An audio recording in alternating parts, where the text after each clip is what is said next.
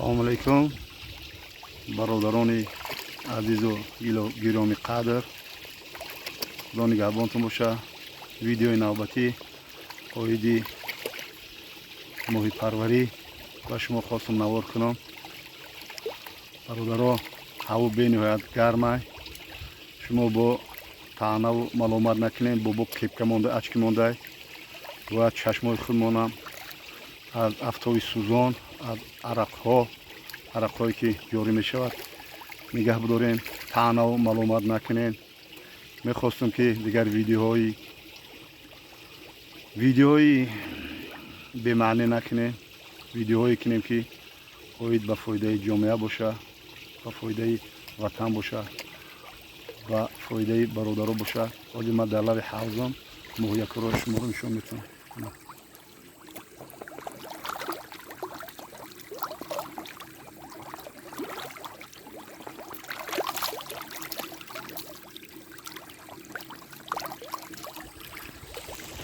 дидем моҳиёи бобоша. худо нигаҳбонтон боша. агар мо ҳавас дошта бошем ба соҳаи моҳипарварӣ, агар мо касби худро на фақат моҳипарварӣ, ё боғдорӣ, ё моҳипарварӣ, ё чорводорӣ, агар аз сидқи дил дӯст бидорем, як меҳру муҳаббат дошта бошем нисбати ӯ, мо метавонем ки истеҳсолота буланд кунем.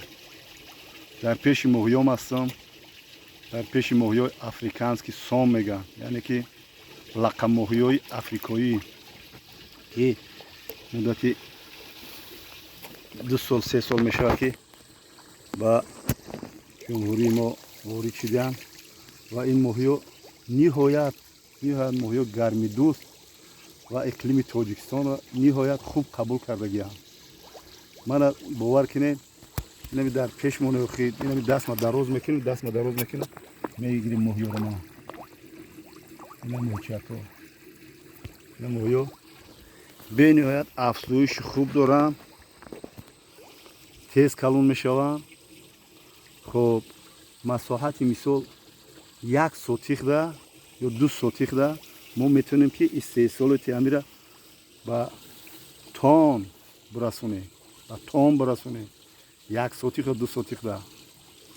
хоб оиди ин моҳӣ бениҳоят моҳӣ хубай, моҳӣ гармидӯстай, моҳӣ хишник мегӯянд. яъне ки вақте ки дар ҳавз меёри сар метӣ, тамоми моҳичаакҳо, дигар намуди моҳичаакҳоро, дигар намуди кавлезакҳоро, қурбақҳоро ҳамаша мехӯрад. гӯшт мехӯрад. ин ба ин хӯрока бисёртар фаршҳоро мо мебиёрем метиҳем. хоб аз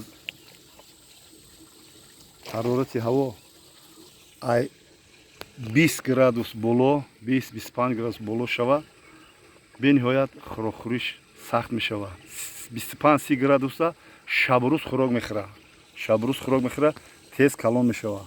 ин моҳиёи африкански сом. хоб мо ҳозир истеҳсол кардем дар хоҷагем. мана як ҳавзаки майда солвай кардем, овардем сар додем, истеҳсол кардем. ва чӣ гуфтанӣ ҳастам? гуфтанӣ ҳастам ки соҳаи моҳипарварӣ бояд рушд биёбад, барое ки мо обҳо дорем, мо манзарҳо дорем. боду ҳавои тоҷикистони азиз ба ин соҳа мутобиқат мекунад. хоб фақат як меҳру муҳаббат, як касби худро дӯст доштан дар кор. барои ҳамин бародаро, ҳозир ман дар лаби ҳавзам камтарак навор кардам. мухлисом бисёр вай мекунанд: бобо куҷо шудӣ, бобо чаро навор намекунӣ? хай навор иншоалло ба амри худ. ман фақат дигар дар бораи манзараҳои тоҷикистон, дар бораи пешрафти соҳаи моҳипарварӣ, дар бораи боғдорӣ, дар бораи соҳаи кишоварзӣ иншоалло ба амри худо ба шумо суҳбатҳо мекунам. бояд мо нисбати касби худ як меҳру муҳаббат дошта бошем. хоб ҳозир ҳаво ниҳоят гармай. барои соҳаи моҳипарварӣ боду ҳаво мусоидат кесдай. фақат бояд мо хӯрок бутем то моҳи октябр хӯрок бутем. баъд истеҳсолота мисол метавонем ки нишон битем. барои ҳамин бародаро, биё як нисбати ҳамдигар як меҳру муҳаббат қати сухан гӯем. нисбати кору бори ҳамдигар як таваҷҷӯҳи хос бояд дошта бошем.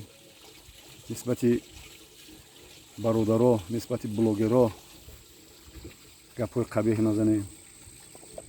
сухан гуфтан бисёр мушкилай, бовар кун, бисёр саволҳо метиҳанд, бисёр дар наворҳои ганда бировардаиста нисбати ман. касе ки мехоҳад бо ман сухан гӯяд, ман номерои телефоном, мана хоҷагӣ моҳи парварӣ шаҳри ваҳдат, метавонем биёен, ай наздик шинос шуем, метавонем суҳбатҳо кунем. боқӣ дар аллоҳи пок бошен. бо шумо буд ҳоҷи муҳаммад. зинда бошед.